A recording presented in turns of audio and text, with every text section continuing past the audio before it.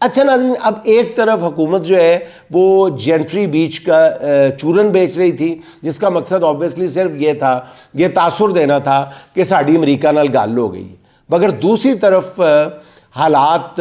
بالکل ہی الٹ نکلے ہیں۔ حکومت چیخ چیخ کر کہہ رہی تھی کہ جناب وہ جو ولسن کی ملاقات جو ہے وہ بھی اس نے کچھ نہیں کیا، جو ولسن خاموش ہو گیا ہے اس کو نقوی صاحب نے خاموش کروا دیا ہے، اور سارے چپ ہو گئے ہیں، اور کوئی بھی اب نام نہیں لے رہا، کوئی ٹویٹ نہیں کر رہا۔ کہاں گئی وہ ٹویٹیں جس پہ یہ بغلیں بجا رہے تھے پی ٹی آئی والے؟ تو ادھر یہ گزشتہ روز ہی ایک دن پہلے میں سن رہا تھا، یہ سارے چیخ چیخ کے کہہ رہے تھے کہ کدھر گئے، قسمت ان کی خراب۔ اگلے ہی دن جو ولسن نے ایک بار پھر سیم ایگزیکٹ 3 ارب بھیجے ان پہ، وہی جو میں نے پہلے کہا تھا، دوبارہ ٹویٹ کر دی، فری عمران خان۔ گن کے یہ 3 ارب بھیجتے ہیں، اردو کا محاورہ ہے 3 ارب بھیجنا، کسی پہ لعنت بھیجنا، وہ بھی پتہ نہیں گن کے 3 ارب بھیجتا ہے۔ جو ولسن نے دوبارہ ٹویٹ کیا، فری عمران خان۔ اب جو ولسن جو ہے وہ امریکی کانگریس کی سیکیورٹی کمیٹی کے رکن ہیں، اور وہ ایک ہفتے میں دوسری بار یہ ٹویٹ کر رہے ہیں، جس سے اندازہ لگایا جا سکتا ہے کہ امریکہ میں حالات جو ہیں وہ کیا چل رہے ہیں۔ اور انہی ٹویٹ سے گھبرائی ہوئی حکومت کو فیس سیونگ کے لیے فیک سرمایہ کار بلوانے پڑ رہے ہیں ناظرین۔ اچھا ناظرین، ایک بڑی تشویشناک خبر یہ ہے کہ پاکستان کا جی ایس پی پلس سٹیٹس خطرے میں پڑتا ہوا نظر آ رہا ہے۔ خطرے میں، یہ تو میں ذرا محتاط لفظ بول رہا ہوں، خطرے میں پڑ چکا ہے، کیونکہ یورپی یونین نے خبردار کر دیا ہے کہ پاکستان اپنے جی ایس پی پلس سٹیٹس کے حوالے سے کسی غلط فہمی میں نہ رہے۔ یورپی یونین کے انسانی حقوق کے حوالے سے خصوصی نمائندے آلف اسکاچ نے ان دنوں پاکستان کے دورے پہ ہیں، انہوں نے ڈان سے گفتگو کرتے ہوئے کہا ہے اور حکومت پہ واضح کیا ہے کہ وہ لوگوں کو سزائیں دینے کے لیے فوجی عدالتوں کو استعمال نہ کرے، نہ ہی آزادی اظہار رائے کو دبانے کے لیے کوئی متنازعہ قانون سازی کرے۔ اور انہوں نے کہا ہے کہ آپ سیاستدانوں، حکام یا نظام پر ہونے والی تنقید سے بچانے کے لیے اظہار رائے کی آزادی پر قدغن نہیں لگا سکتے، اور وہ بات چیت جو ہے اس کے ذریعے جو ہم اس وقت پاکستان کے ساتھ کر رہے ہیں کہ حدود کہاں سے طے کی جائے، مگر بدقسمتی یا حکومت کی ناظرین ڈٹائی دیکھیں کہ یورپی یونین کا یہ نمائندہ اس وقت پاکستان میں موجود ہے، اور اس دوران ہی حکومت نے پیکا ترمیمی بل پاس کر لیا۔ اب آلف اسکاچ نے ڈان سے جو گفتگو کی ہے اس میں انہوں نے بتایا ہے کہ انہوں نے اپنا پیغام جو ہے وہ army chief of Pakistan, chief justice of Pakistan اور وفاقی وزراء تک پہنچا دیا ہے۔ یورپی یونین کے نمائندے کا یہ دورہ ناظرین اس سال جون میں جی ایس پی پلس سٹیٹس کی مانیٹرنگ کا جو اجلاس ہو رہا ہے اس کے حوالے سے تھا، جس میں پاکستان میں انسانی حقوق کی صورتحال اور اس کے لیے حکومتی اقدامات سے متعلق رپورٹ پیش کی جائے گی، اور اس رپورٹ کی روشنی میں یہ فیصلہ ہوگا کہ آیا پاکستان کا جی ایس پی پلس سٹیٹس جو ہے وہ برقرار رکھا جائے گا یا اسے ختم کر دیا جائے گا۔ ناظرین، آلف اسکاچ نے بتایا کہ یورپی یونین پہلے ہی پاکستان میں انسانی حقوق کے حوالے سے اپنے تحفظات کا اظہار کر چکی ہے۔ جی ایس پی پلس سٹیٹس کے تحت پاکستان، آپ کو ناظرین بتاتا چلوں کہ پاکستان سالانہ یورپی یونین کے ممالک کو تقریباً $5 ارب کی ایکسپورٹ کرتا ہے، $5 ارب کی، اور خدا نخواستہ اگر یہ سٹیٹس پاکستان سے چھن جاتا ہے تو پاکستان کو ناقابل تلافی نقصان پہنچتا ہے۔ لیکن ناظرین، لگتا ہے کہ حکومت کو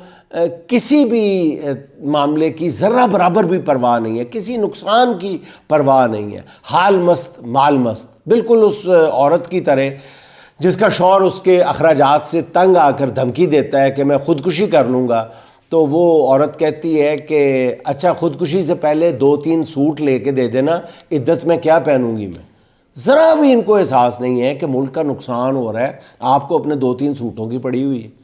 اچھا ناظرین، خبر یہ ہے کہ اسلام آباد ہائی کورٹ کا چیف جسٹس بنانے کے لیے لاہور سے کوئی جج امپورٹ کر کے لایا جا رہا ہے۔ اب ذرائع کا کہنا یہ ہے کہ لاہور ہائی کورٹ کے ایک جج، جن کا پہلے بھی ہم ذکر کر چکے ہیں، وہ تقریباً فائنل ہو چکے تھے کہ انہیں اسلام آباد ہائی کورٹ لا کر چیف جسٹس بنایا جائے گا۔ جب اس کی بھنک ایک اور جج صاحب کو پڑی تو انہوں نے اپنی خدمات پیش کرتے ہوئے زیادہ بڑی آفر کر دی ہوگی کہ جی انہوں نے تو صرف وعدہ کیا ہے کہ جویں کہو گے اویں کراں گا، تو اس جج صاحب نے ایک قدم آگے اپنی خدمات پیش کی ہوں گی اور انہوں نے کہا ہوگا جی کہ جویں نہیں، جویں کہو گے میں اس تو زیادہ کر کے وکھاواں گا تانوں، اور مجھ سے بہتر آپ کی خدمت کوئی نہیں کر سکتا۔ اب پتہ یہ چلا ہے کہ دوسرے جج نے پہلے جج کا جو پتہ تقریباً کاٹ دیا ہے، اور اب یہی جو دوسرے جج صاحب ہیں یہ اسلام آباد ہائی کورٹ کے چیف جسٹس کے طور پہ لائے جا رہے ہیں، اور عامر فاروق صاحب جو ہیں موجودہ چیف جسٹس اسلام آباد ہائی کورٹ، ان کی پروموشن کے بعد وہ ان کو یعنی وہ سپریم کورٹ میں چلے جائیں گے، اور یہ جج صاحب جو ہیں یہ اپنا ایمانداری کا علم جو ہے وہ اسلام آباد ہائی کورٹ میں آ کے گاڑ دیں گے۔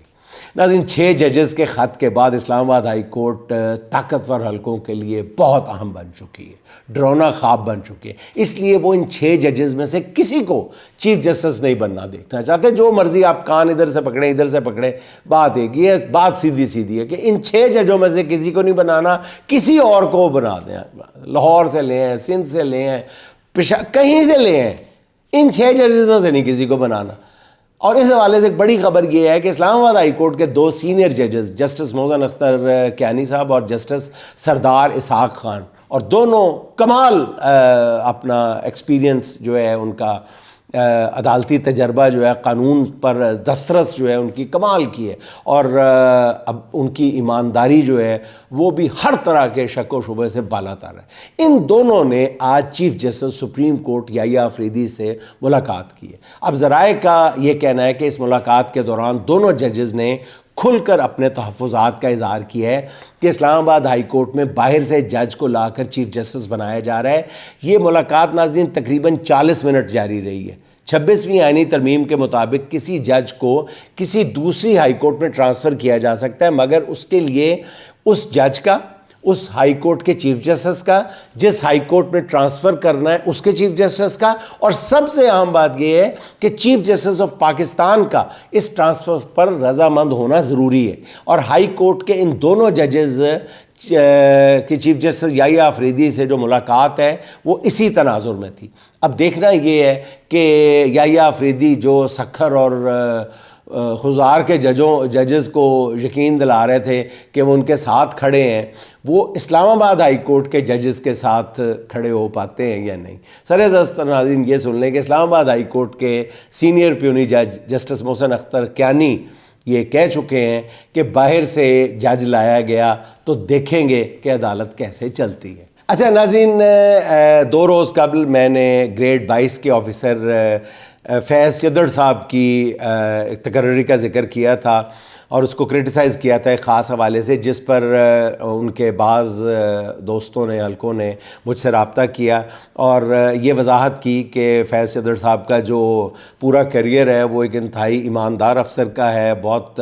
قابلیت رکھنے والے افسر کا ہے، بلکہ پاکستان کو جو جی ایس پی سٹیٹس ملا تھا اس میں بھی ان کی کاوشیں شامل تھیں اور بڑا بنیادی کردار تھا۔ اچھا پہلے تو میں یہ ناظرین یہ وضاحت کر دوں کہ میں نے فیض چدر صاحب کی جو فائنینشیل انٹیگریٹی ہے اس کو کویسچن نہیں کیا تھا، میں نے تو صرف یہ کہا تھا، شہباز شریف صاحب کی خدمت میں عرض کیا تھا کہ جن افسران کی لسٹ کا آپ نے ڈیوارس میں بین الاقوامی رہنماؤں کی موجودگی میں اعلان کیا تھا بڑے فخر کے ساتھ، جن کو آپ نے کرپٹ کہا تھا، اسی لسٹ میں جس بندے کا نام پہلے نمبر پر تھا اس کو آپ نے اتنے بڑے عہدے سے نواز دیا۔ اب ان جو چدر صاحب کے حلقے ہیں انہوں نے جب مجھ سے رابطہ کیا ہے تو انہوں نے کہا کہ اس لسٹ میں فیض چدر صاحب کا نام نہیں تھا۔ اچھا خیر یہ ایک بحث ہے، میرے پاس بھی اس کے دلائل موجود ہیں، لیکن بہرحال میں اپنی اس بات پہ قائم ہوں کہ شہباز شریف صاحب کو اس بات کا جواب ضرور دینا چاہیے کہ کیا اس لسٹ میں ان کا نام جو ہے، بے شک ان کو نہیں بھیجا گیا تھا، ایڈمن پول میں نہیں بھیجا گیا تھا، لیکن ان کو کھڈے لائن ضرور لگایا گیا تھا، ان کو یہ ڈی جی کسٹم اکیڈمی لگا دیا گیا تھا، اور میرا خیال ہے بیوروکریٹک حلقے بخوبی جانتے ہیں کہ جب کسی بڑے عہدے سے کسی اکیڈمی کا سربراہ لگا دیا جاتا ہے تو وہ کسی وجہ سے ہی لگایا جاتا ہے. بہرحال یہ میرا فرض تھا کہ میں ریکارڈ کی درستی کے لیے یہ عرض کر دوں. اچھا ناظرین، عمران ریاض خان کے حوالے سے اچھی خبر ہے کہ 2 سال کے بدترین تشدد، قید و بند اور بار بار کی روپوشی کے بعد اب وہ بخیر و عافیت برطانیہ پہنچ گئے. عمران ریاض نے پاکستان تو کئی ہفتے پہلے چھوڑ دیا تھا، جس کے حوالے سے مختلف چیب گوئیاں کی جا رہی تھی. کوئی کہہ رہا تھا وہ افغانستان میں ہیں، جاوید چوہدری صاحب فرما رہے تھے کہ وہ مسقط میں ہیں اور لانچ کے ذریعے گوادر اور مسقط پہنچے ہیں. پھر کہا جا رہا تھا کہ اب ان کی اگلی منزل امریکہ میں ہے اور عمران ریاض کو امریکہ کا ویزا مل گیا ہے، اسائلم مل گئی ہے، اور اس کے لیے رچرڈ گرینیل نے بہت اہم کردار ادا کیا ہے. یعنی جتنے منہ اتنی باتیں. مجھے اس حوالے سے اصل صورتحال کا پورا علم تھا اور پورا علم ہے کہ عمران ریاض صاحب کیسے پاکستان سے نکلے، یہاں سے نکل کر کہاں ٹھہرے اور برطانیہ پہنچنے میں وہ کس طرح کامیاب ہوئے. مگر یہی بہتر ہے ناظرین کہ ذمہ داری کا مظاہرہ کیا جائے اور عمران ریاض خود یہ کہانی آ کے آپ کو بیان کریں. ہمارے لیے بہرحال اطمینان کی یہی بات ہے کہ ہمارا بھائی ہر طرح کی مشکل کے دوران استقامت کا پہاڑ بنا رہا. اس نے بدترین صعوبتیں کمال استقامت کے ساتھ برداشت کی، مگر اپنے موقف پر ڈٹا رہا، 1 سینٹی میٹر بھی سمجھوتا نہیں کیا. اور آج بھی اسی صبر اور استقامت کا صلہ ہے کہ عمران ریاض ایک پرامن ملک میں، ایک پرامن ماحول میں ہے. اور ہماری دعا ہے کہ ان کی حق گوئی اسی طرح برقرار رہے، وہ اسی طرح ڈٹ کر بات کرتے رہیں. عمران ریاض کے لیے ہماری طرف سے صرف نیک خواہشات ہیں. صحت اور سلامتی کی ڈھیروں دعائیں ہیں.